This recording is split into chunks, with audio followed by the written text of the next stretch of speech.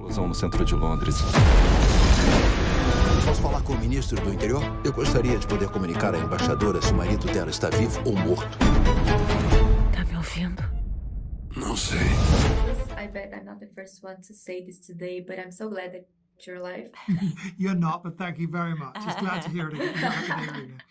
Well, in the first season, one of the most beloved scenes was the one where you have a tussle in the garden, you two. What was your favorite scene to shoot for season 2?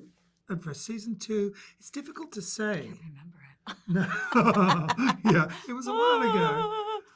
I always enjoy our longer scenes where we have little fights or big fights, you know. I love the mixture of humor and fights and domestic silliness.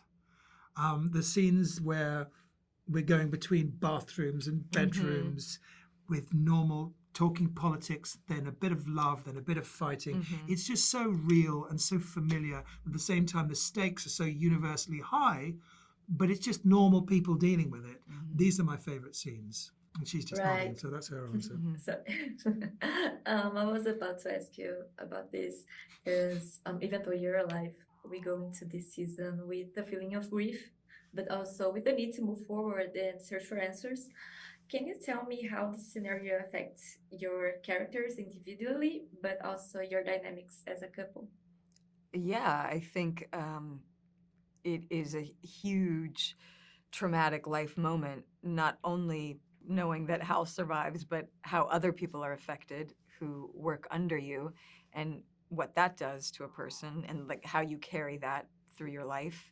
And I think it also affects their relationship in the way that I think the story we set up was that Kate had extreme judgments of Hal and the way he was a boss and what she perceived or judged as carelessness with people for his wants and beliefs. And I think Kate's now in a position where she's the boss and she's going to make mistakes too and be responsible for people and maybe understands that a little bit more.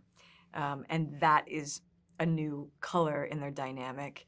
But I also think the end of season 1, Kate was maybe looking at a different path for herself, like kind of romantically or, you know, and I think big life moments like this reassess everything and probably bring you back closer to home. Or not.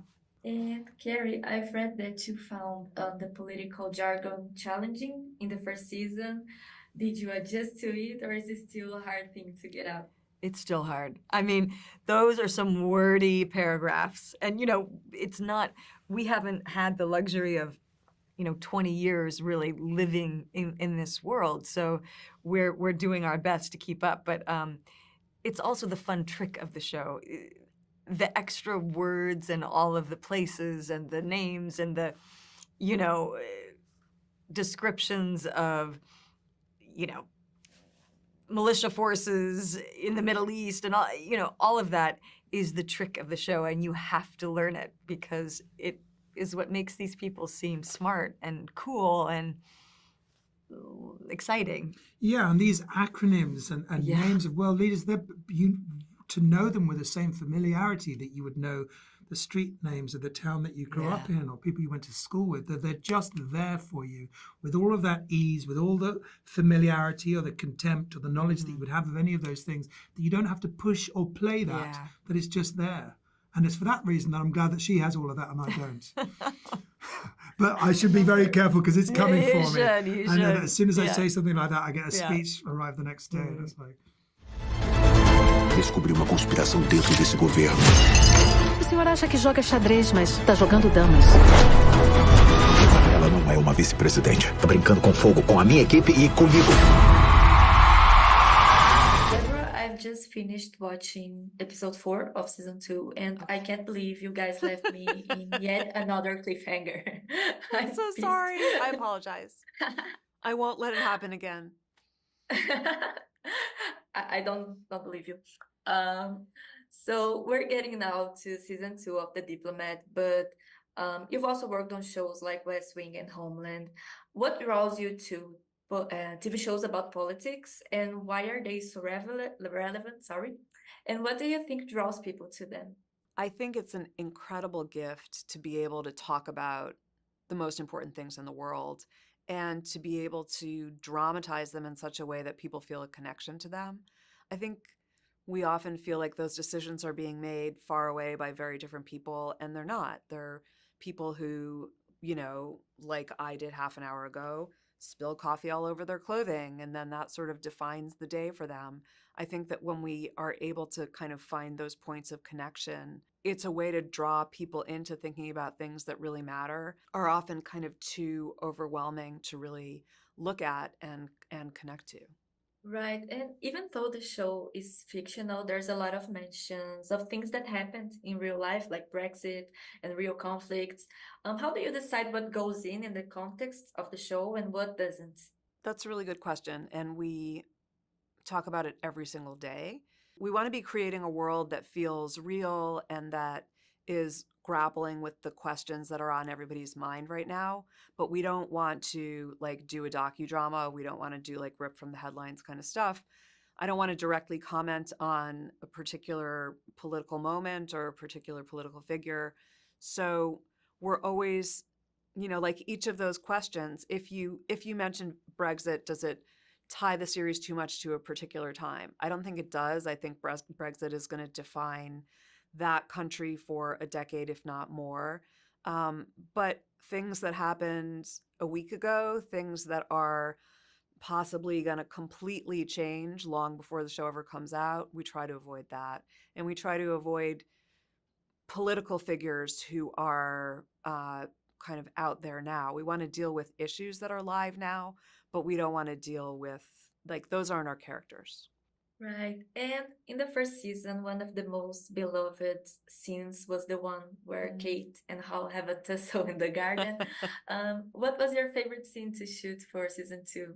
It was really exciting to get Allison Janney on the show and terrifying to write for her again.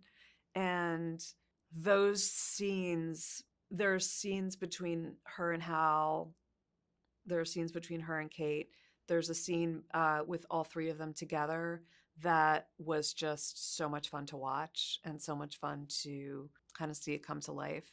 And Kate and Hal's relationship is a big part of the storyline of the show. And how would you define where their relationship stands for season 2? So it was over. And then this tragic, traumatic event happens, and then it's not over. So revisiting that question of what can change the trajectory of a relationship, how you go from kind of the lens of the day-to-day irritations and the frustrations with a person to, oh my God, we're talking about life or death. We're talking about who I'm going to grow old with, and I'll die if I'm not with you for all of it.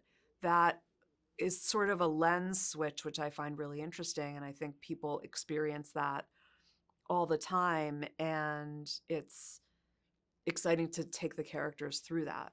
And for a quick last question, why did you choose Allison Janney to play the role of VP? Oh my God, because who wouldn't for anything? For anything at all. I worked with her 25 years ago. It was an unbelievable joy writing for her. She can play anything. She can play all of it at the same time. So it was sort of a fantasy to get her to come and do this. And I still can't believe that she said yes. But yeah, it was great. Wow.